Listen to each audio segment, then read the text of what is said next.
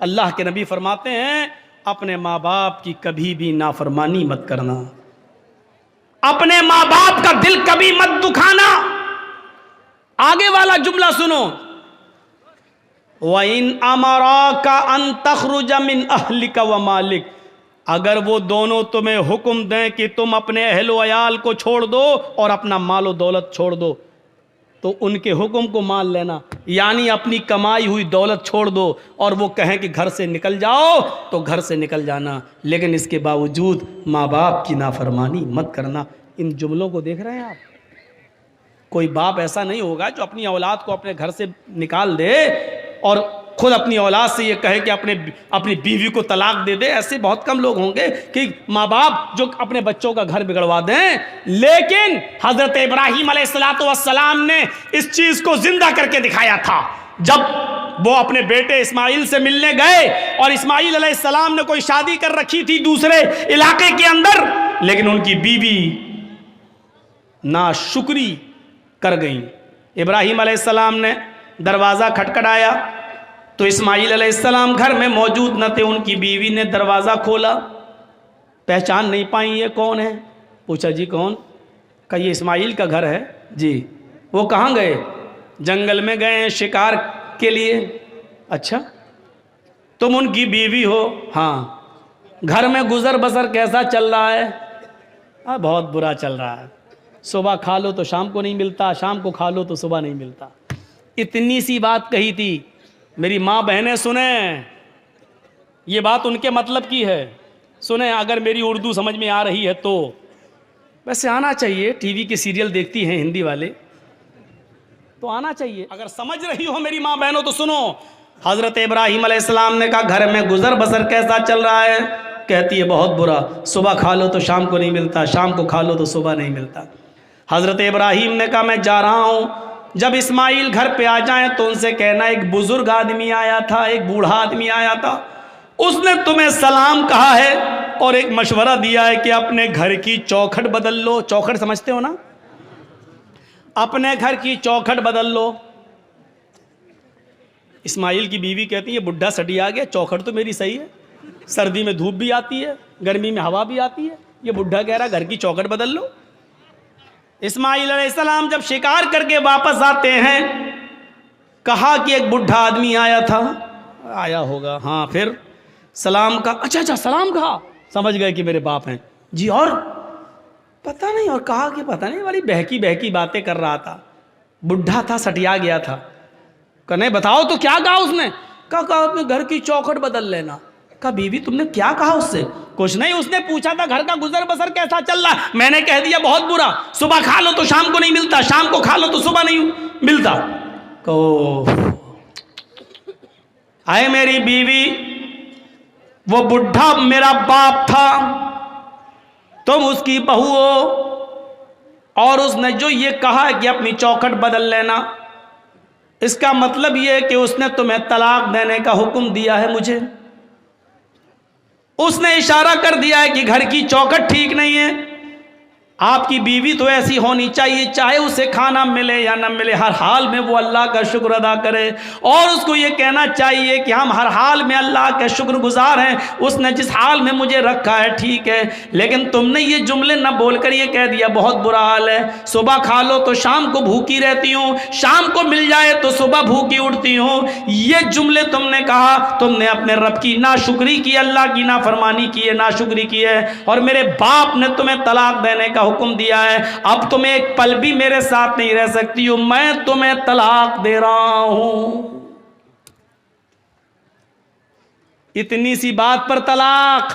तुम तो अपने शौहरों से पता नहीं क्या क्या कह देती हो। जा, पूरे महीने की तनख्वाह मिल गई, फेयर एंड लवली कब की खत्म हो गई, अभी तक नहीं ला रहे। पाउंड्स क्रीम कब की खत्म हो गई, अभी तक नहीं ला रहे। जब से तुम्हारे घर में आई हूं परेशानी तो हूं, आराम मिला कब? या अल्लाह, कितने खतरनाक जुमले हैं। इन जुमलों को जबान से कहने से पहले तेरी जबान कट के जमीन पर गिर क्यों नहीं गई? ये जमीन फट क्यों नहीं गई? तू इस जमीन के अंदर समा क्यों नहीं गई? कैसे ये जुमले तेरे मुंह से निकल जाते हैं?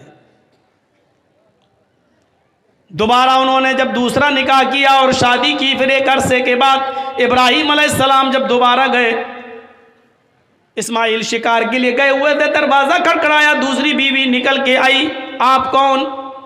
कहा मैं फलां जगह से आया हूं। इस्माइल कहाँ है? वो शिकार करने गए हैं।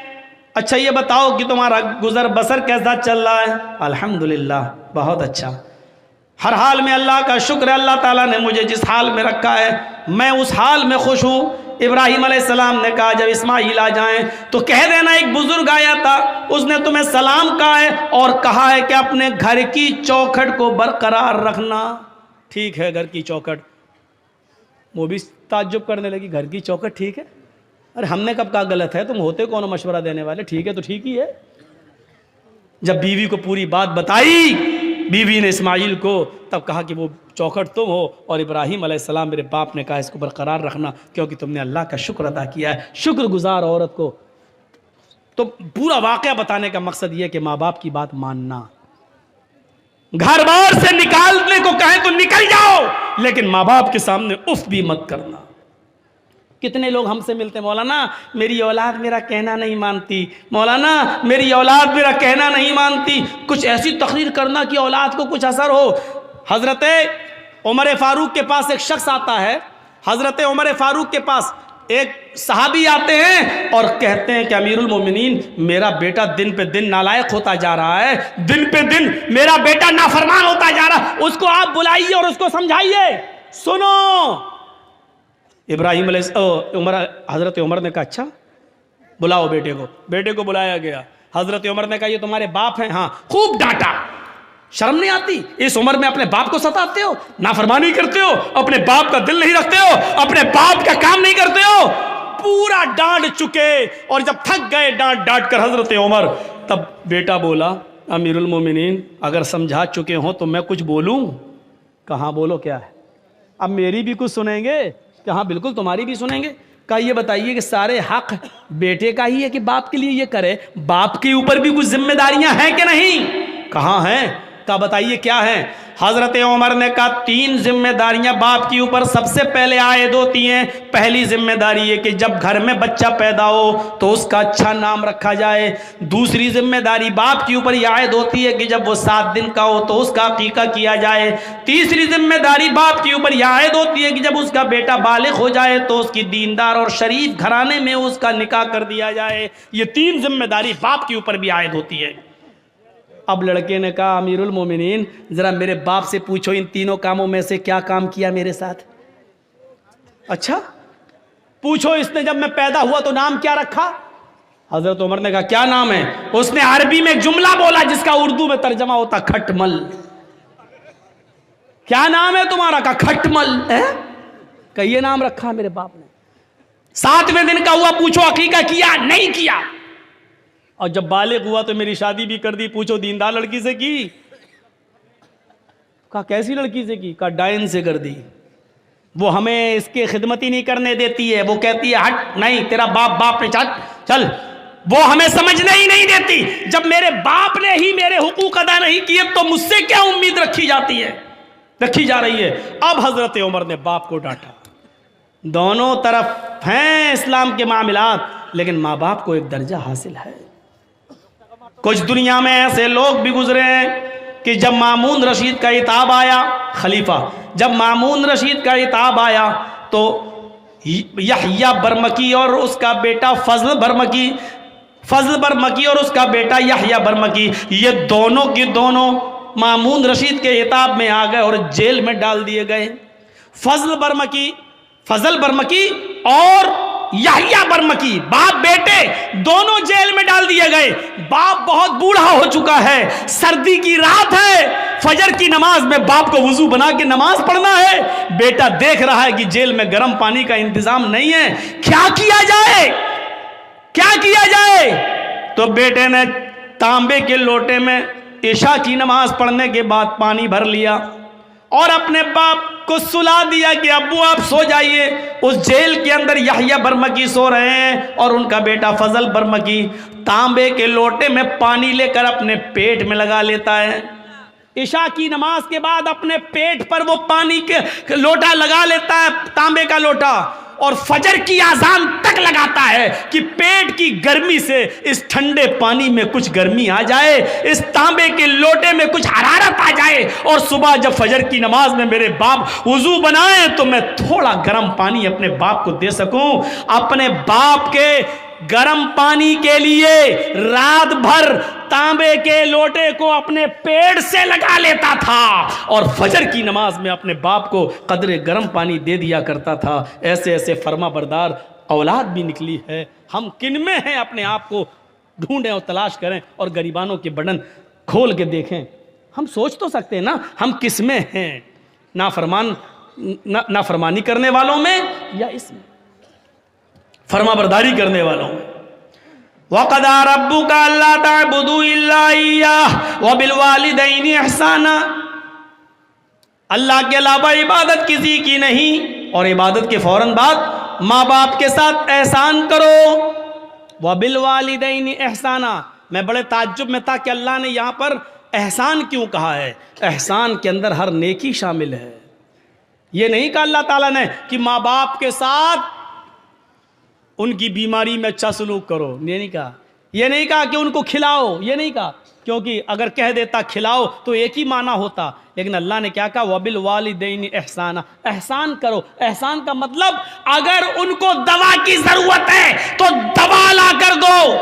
अगर वो कमर के दर्द के शिकार है, बिस्तर पे लेटे रहते हैं, उन्होंने कहा कि बेटे मुझे ज़रा बाहर बैठने का दिल कर रहा है, तो अपनी पीठ पर लाद कर उनको घर के बाहर उनको हवा खिलाओ, बिठाओ। अगर उनका दिल कहता है कि बेटे मुझे फला जगह लेके चलो, तो उनको अपने कंधे पे उठाकर उधर भी लेके जाना पड़ेगा। नेकी, एहसान में हर नेकी शामिल है, हर नेकी, जिस चीज की भी जरूरत है। हजरत उमर फारूक ने एक सहाबी को, एक शख्स को देखा कि वो खाने काबा का तवाफ कर रहा है और उसने अपनी माँ को अपने कांधे पर उठा रखा है। हजरत उमर फारूक ने उसको देखकर मुस्कुराया, फरमाया तुमने जन्नत कमा ली, तुम अपनी माँ को तवाफ करा रहे हो इस हाल में कि तुम्हारी माँ लंगड़ी है और आंखों से अंधी है। तुमने अपनी माँ को तवाफ कराया, अपनी गोद में लाद कर उसको खाने काबा का तवाफ करा रहे हो, तुमने जन्नत कमा ली। अपनी माँ को तवाफ कराने वाला सहाबी क्या कहता है, अमीरुल मोमिनीन, क्या मैंने अपनी माँ का हक अदा कर दिया? मैं अपनी माँ का पेशाब पायखाना धोता हूँ क्योंकि आंखों से अंधी है, पैरों से लंगड़ी है।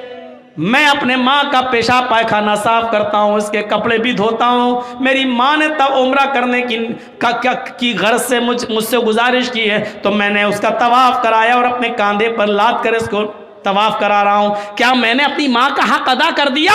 हजरत उमर मुस्कुरा कर कहते हैं, अपनी माँ के हक की अदायगी की बात करता है। तेरी माँ जब तुझे पैदा कर रही थी, तुझे जन रही थी, तुझे अपने पेट से बाहर निकाल रही थी, और उसको जनते वक्त पैदा करते हुए जो तकलीफ एक औरत को होती है, जब उसको वो तकलीफ हो रही थी और उसके मुंह से जब पहली चीख निकली, आह, जब तू अपने माँ के पेट से बाहर आ रहा था और दर्द की वजह से जब तेरी माँ कराई, चिल्लाई, उसने कितनी चीखें मारी है मुझे पता नहीं, उसने कितनी आवाजें दी है मुझे पता नहीं, लेकिन दर्द की पहली आवाज जो उसके मुंह से निकली, आए मेरे दोस्त, अभी तो तूने अपनी माँ की उस पहली आवाज का भी हक अदा नहीं किया।